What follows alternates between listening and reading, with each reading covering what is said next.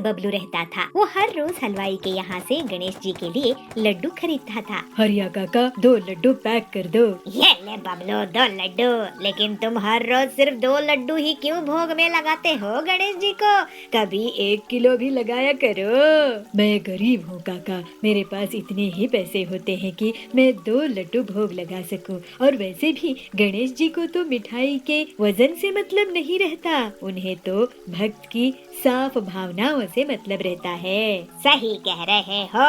ऐसा ही बबलू हर दिन अपनी मजदूरी से वापस आकर गणेश जी को 2 लड्डू का भोग लगा देता था। लेकिन एक दिन जब बबलू काम पर जा रहा था तो कड़क सेठ आता है। सुनो मजदूर भाइयों, आप सबने बहुत मेहनत की है, लेकिन अब मुझे पंचायत से पैसे नहीं मिल रहे हैं कि मैं आप लोगों को पैसे दे सकूं। इसलिए अब जब मुझे पैसे मिल जाएंगे तब मैं आप लोगों से फिर से काम करवाना शुरू कर दूंगा। लेकिन कड़क सेठ, ऐसे तो हम भूखे मर जाएंगे और मेरे पास पैसे नहीं रहेंगे तो मैं गणेश जी के लिए लड्डू भी नहीं खरीद पाऊंगा। बबलू तुम कहीं और काम देख लो, तुम होनहार हो, तुम्हें काम मिल जाएगा, लेकिन अभी मैं तुम्हें ना तो काम दे सकता हूँ और ना ही पैसे। दुखी होकर बबलू वहाँ से चला जाता है। वो कुछ दिनों तक जैसे तैसे गणेश जी को भोग में लड्डू लगाता रहता है। फिर 2 लड्डू से 1 लड्डू भी वो लगाने शुरू कर देता है। लेकिन एक दिन उसके पास बिल्कुल भी पैसे नहीं रहते। वो हरिया हलवाई के पास जाता है। मुझे आप उधार में लड्डू दे सकते हैं हरिया काका? तो हरिया कहता है, देखो बबलू, एक बार दे सकता हूँ लेकिन हर रोज नहीं, मुझे भी तो दुकान चलानी है ना। ये सुनकर बबलू दुखी मन से मंदिर जाता है। हे गणेश जी, अब मेरे पास बिल्कुल भी पैसे नहीं है, मुझे क्षमा कर दीजिए, मैं आपको आज भोग नहीं लगा पाऊंगा। मैं कोई न कोई काम ढूंढ रहा हूँ लेकिन कोई भी मुझे काम नहीं दे रहे हैं। भगवान, जब मुझे काम मिल जाएगा तब मैं आपको लड्डू जरूर लगाऊंगा, मुझे माफ कीजिए भगवान। फिर बबलू घर जाकर सो जाता है। उसी रात को एक छोटा बच्चा हलवाई के यहाँ पहुँचता है। हरिया हलवाई जी, मुझे 4 लड्डू दीजिए, उसके बदले में मैं आपको हाथ में पहनने के लिए सोने के कड़े देता हूँ। तो हरिया कहता है, अरे बेटा, लड्डू के बदले सोने के कड़े? ठीक है, मैं तुझे लड्डू दे देता हूँ, ये ले। और फिर वो बच्चा बबलू के पास जाता है। सोते हुए बबलू के बगल में लड्डू रख देता है। अरे, ये सुबह सुबह लड्डू कहाँ से आए? इसमें से तो बहुत सुंदर खुशबू आ रही है। वो तुरंत जाकर गणेश जी को लड्डू का भोग लगा देता है। लेकिन ये भी देखता है कि अरे, गणेश जी के हाथ में ये कड़ा गायब है। हरिया कहता है, अरे ये क्या देखो बबलू, कहीं ये कड़ा तो नहीं है ना? हरिया बबलू को कड़ा दिखाता है जो उसे बच्चे ने दिया था। तो बबलू कहता है, अरे हाँ, यही तो गणेश जी का ही कड़ा है, ये आपके पास कैसे आ गया काका? तो हरिया कहता है, मुझे माफ कर दो भक्त बबलू, तुम्हारी भक्ति के कारण गणेश जी खुद मेरे दुकान में लड्डू लेने के लिए आए और तुम्हारे घर में लड्डू रख कर चले गए। मैंने तुम्हें बिना पैसों के लड्डू देने से मना कर दिया था ना। काका, आप पर भी गणेश जी की कृपा है, आपसे उन्होंने खुद लड्डू खरीदे हैं। आइए हम दोनों भगवान गणेश जी का भजन करते हैं। इस तरह से गणेश जी की भक्ति के कारण धीरे धीरे धनवान होने लगता है। बबलू श्रद्धा भाव से गणेश जी को लड्डू का भोग लगाता था। अब वो खुशी खुशी गणेश जी की भक्ति करते हुए रहने लगा। वृंदापुर गांव में पीलू चिड़िया रहती थी। उसके पिताजी मजदूरी करते थे और माँ घर का काम किया करती थी। एक दिन पीलू के पिताजी का एक्सीडेंट हो जाता है और उनके हाथ पांव टूट जाते हैं। हे भगवान, ये कैसी परीक्षा ले रहा है तू हमारी? घर में शादी के लायक लड़की बैठी है और इनके हाथ पांव टूट गए हैं। इनके इलाज के लिए हमारे पास पैसा भी तो नहीं है। माँ, तुम चिंता मत करो, अच्छी बात तो ये है कि पिताजी की जान बच गई है और इनके इलाज के लिए मैं पैसा कमाऊंगी। मुझे शुद्ध घी के लड्डू बहुत अच्छे से बनाने आते हैं। मैं शुद्ध घी के लड्डू को ले जाकर घर घर बेचा करूंगी। लेकिन उसके लिए भी तो पैसा चाहिए ना पीलू? मेरे पास कुछ पैसे जमा है, मैं उन्हें इस्तेमाल कर लूंगी। इसके बाद पीलू शुद्ध घी के लड्डू बनाना शुरू कर देती है और उसको अपनी एक टोकरी में ले जाकर बेचने लगती है। लड्डू ले लो लड्डू, शुद्ध घी के लड्डू, लड्डू ले लो लड्डू, शुद्ध घी के लड्डू, ऐसे लड्डू कभी भी नहीं खाए होंगे। सुंदरी उसके पास जाती है। वाह पीलू, इन लड्डू में से तो बहुत अच्छी खुशबू आ रही है। एक लड्डू खिला मुझे, अगर अच्छे हुए तो 1 किलो ले लूंगी। पीलू का लड्डू खाकर सुंदरी बहुत खुश हो जाती है। बहुत ही स्वादिष्ट लड्डू है, ये शुद्ध घी के ही है ना? 1 किलो मुझे दो और मैं तो अब इसे पूरे मोहल्ले में बताऊंगी कि पीलू कितने अच्छे लड्डू बना रही है। थैंक यू सुंदरी दीदी। इस तरह से सुंदरी सबको बता देती है और पीलू के लड्डू बिकने लगते हैं। ऐसे ही पीलू दिन रात मेहनत करती है और शुद्ध घी के लड्डू बनाती है। उसके पास ग्राहकों की भीड़ लग जाती है। माँ, पापा, लड्डू अच्छे से बिक रहे हैं। कुछ ही दिनों में इतने पैसे आ जाएंगे कि पापा का इलाज अच्छे हॉस्पिटल में करवा सकेंगे। वाह बेटा, मुझे तुझ पर गर्व है। ये देखकर कालू कौवा बहुत जलने लगता है क्योंकि उसके महंगी मिठाई की दुकान में अब कोई नहीं जा रहा था। इस पीलू के लड्डू को खराब करना ही होगा। मैं मिठाइयाँ बेच बेच कर इतनी बड़ी दुकान बनाया हूँ। इस कल की पिद्दी चिड़िया के कारण इसको बंद तो नहीं कर सकता हूँ ना। इसको मजा चखा कर रहूँगा।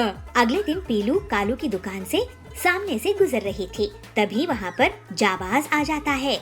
पीलू, हमने तुम्हारे शुद्ध घी की लड्डू की बहुत तारीफ सुनी है। 2 दिन बाद मेरी बेटी की सगाई है, मुझे 500 लड्डू चाहिए। जाबाज जी, ये तो बहुत खुशी की बात है। मैं आपको 500 लड्डू बनाकर दे दूंगी। लेकिन एक बात सुन लो पीलू, अगर तुम ऑर्डर नहीं पूरा कर पाई तो तुम्हारी खैर नहीं। इस पीलू के लड्डुओं को खराब करना ही होगा। जाबाज जी, आप मुझसे लड्डू लिए करते थे, अब क्यों नहीं ले रहे हैं? मैं आपको 501 लड्डू दूंगा। तुम्हारे लड्डू अब मेरे नौकर भी नहीं खाते हैं और मुझे क्या भिखारी समझ के रखा है जो 1 लड्डू ज्यादा दोगे? भागो यहाँ से। ये सुनकर कालू की बेइज्जती हो जाती है। वो बहुत गुस्से में आ जाता है और पीलू से बदला लेने की ठान लेता है। उस रात पीलू जाबाज के लिए लड्डू बनाने की तैयारी कर रही थी। फिर वो सोने चली जाती है। तभी कालू एक केमिकल के पैकेट लेकर उसके घर में घुस जाता है। अब इस पिद्दी चिड़िया को जाबाज से पिटवाऊंगा। कालू लड्डू में पाउडर छिड़कने के लिए आगे बढ़ता है, लेकिन वो अंधेरे में गरम गरम चाशनी की कढ़ाई में गिर जाता है और चीखने लगता है। अरे बचाओ बचाओ। तो पीलू वहाँ आती है। अरे कालू, तुम!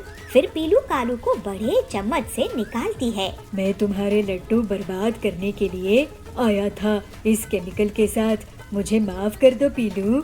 लेकिन तभी वहाँ पर जाबाज के आदमी पहुँच जाते हैं। ये जाबाज जी के सिक्योरिटी गार्ड है, मेरे यहाँ लड्डू की सिक्योरिटी के लिए खड़े थे। अब तुम इनसे पीटने से नहीं बच सकते कालू। इस तरह से कालू की पिटाई हो जाती है और पीलू के लड्डू खाकर जाबाज के रिश्तेदार पीलू की बहुत तारीफ करते हैं। अब पीलू की दुकान इतनी चलती है कि वो अपने पिताजी का अच्छे से इलाज करवा लेती है और कुछ ही दिनों में अपनी लड्डू की एक छोटी सी फैक्ट्री खोल लेती है। पीलू और उसका परिवार अब हंसी खुशी रहने लगता है। सिलियारी नगर में बंटी रहता था। उसकी बेटी पीलू पढ़ाई में बहुत होशियार थी और घर के काम काज में भी बहुत तेज थी। पीलू भगवान कृष्ण गोपाल की बहुत बड़ी भक्त थी। उसे घर में दूध की रबड़ी बनाना बहुत पसंद था और हर जन्माष्टमी में वो गोपाल जी को भोग लगाती थी। एक दिन पीलू को विदेश में एक बड़ी कंपनी ने नौकरी के लिए लेटर आता है, लेकिन अचानक से बंटी की तबीयत बहुत बिगड़ जाती है। उसकी माँ बबली उससे कहती है, पीलू तू चिंता मत कर, आखिर तेरी कड़ी मेहनत के कारण तुझे इतनी बड़ी नौकरी मिल रही है। तू जाकर काम कर, यहाँ की चिंता मत कर। नहीं माँ, मैं ऐसे कैसे तुमको और पिताजी को इस हालत में छोड़कर चली जाऊंगी? नौकरियाँ तो आती जाती है। लेकिन तभी वहाँ कालू आ जाता है। कभी भी जाने के पहले आप अपने पिताजी के इलाज के लिए जो उधार लिए हो वो चुका कर जाओ। कालू भैया, आप क्या हमें चोर समझ रहे हैं? हम आपका उधार चुका देंगे। मैं कुछ न कुछ काम यहाँ पर ढूंढ ही लूंगी।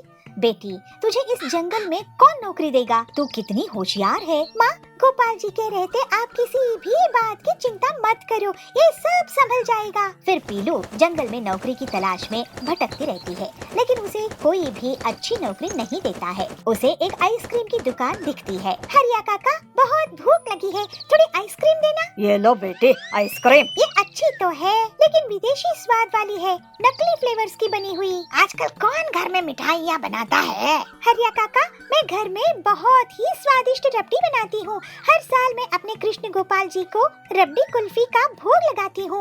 उन्हें बहुत पसंद है मेरे हाथ की रबड़ी कुल्फी। तुझे कैसे पता कि उन्हें पसंद है? उनको भोग लगाने के बाद उसमें अलग सी खुशबू और मिठास आ जाती है। तो बेटी यहाँ वहाँ क्या नौकरी ढूंढ रही हो? एक रबड़ी कुल्फी की दुकान ही खोल लो। लेकिन क्या लोग मेरी रबड़ी कुल्फी खाएंगे? मैं आइसक्रीम बेचने वाला तुम्हें कह रहा हूँ, सोच क्या रही हो? मैं तुम्हें दुकान चलाना सिखा दूंगा। देखो पीलू, तुम्हारी भक्ति से लोगों का भी भला हो सकता है। पीलू घर आकर ये बात अपनी माता पिता को बताती है और फिर उनसे इजाजत लेकर वो कृष्ण गोपाल की एक फोटो हरिया काका की दुकान में लेकर जाती है और उनके सामने वो हर रोज मटका रबड़ी कुल्फी बनाने लगती है। एक हफ्ते तक वो हरिया से मटका रबड़ी कुल्फी दुकान में बेचना सीखती है। बेटी तेरी मटका रबड़ी कुल्फी बहुत ही स्वादिष्ट है। देख कितने लोग आ रहे हैं इसे खाने के लिए। तो टिल्लू वहाँ पे आता है और कहता है, वाह वाह पीलू दीदी, क्या लाजवाब मटका रबड़ी कुल्फी बनाई हो। मेरी बहन की शादी में ऑर्डर दूंगा। ये सब तो कृष्ण गोपाल की दया है। पीलू हर रोज कृष्ण गोपाल जी को लगा मटकी रबड़ी कुल्फी का भोग खिलाया करती थी। बहुत जल्द ही पीलू की दुकान मुनाफे में आ जाती है और पीलू के पास बहुत सारे पैसे आ जाते हैं। इसके बाद पीलू पूरा कर्ज चुका देती है। माँ, पिताजी, अब मैं विदेश जाकर नौकरी नहीं करूँगी। यहीं रहकर मैं अपनी मटका रबड़ी कुल्फी की दुकान चलाऊंगी और हर जन्माष्टमी को मैं पूरे गांव को कृष्ण गोपाल जी को जो भोग लगेगा वो मटकी रबड़ी कुल्फी खिलाया करूंगी। इसके बाद से पीलू बहुत मेहनत से अपनी दुकान चलाती थी और मटका रबड़ी कुल्फी बेचा करती थी और वो अब अपने परिवार के साथ खुशी खुशी रहने लगी।